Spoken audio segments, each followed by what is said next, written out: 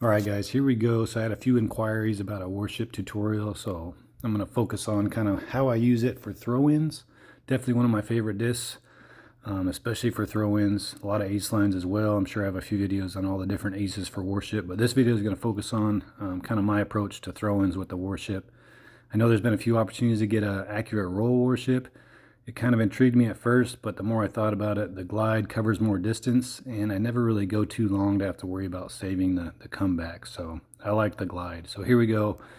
So we're going to start off just with a 200-foot shot. My range for this disc is pretty much like 190 to 250. That's kind of the range for the Warship and throw-ins. Just depends on wind and elevation and everything else. But with this shot 200, we're going to kind of just show the different aim points for the different distances, where I pull back, and just give you kind of the basics of my approach to throw-ins with the Warship.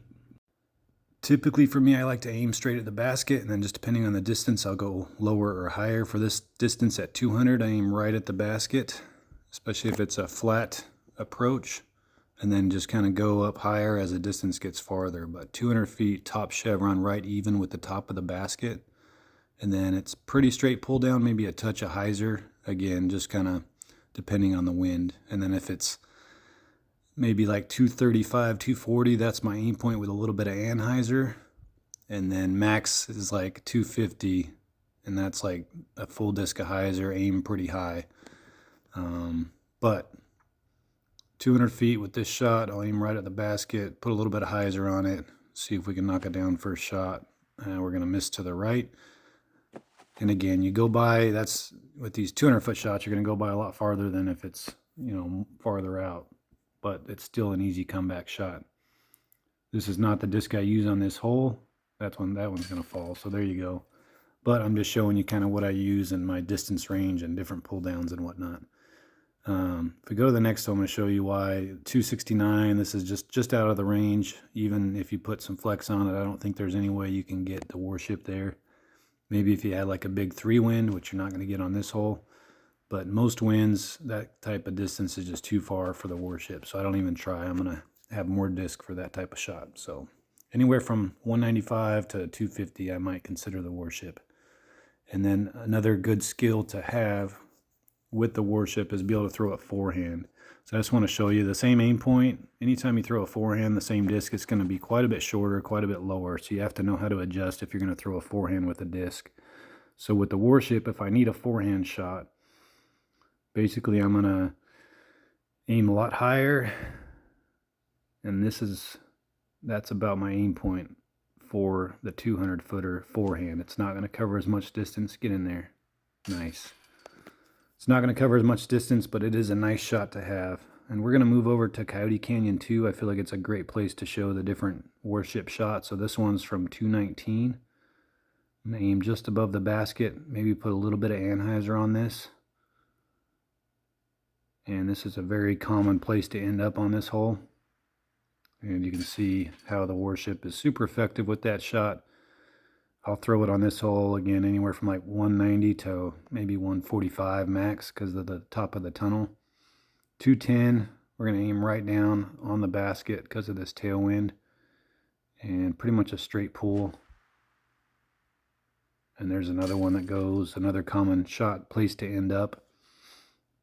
And then the forehand also comes in play on this hole as well. 261, so we're a little farther out. So I'm going to try to show you if I can get there. I think even if I hit the line just right, it's going to be short.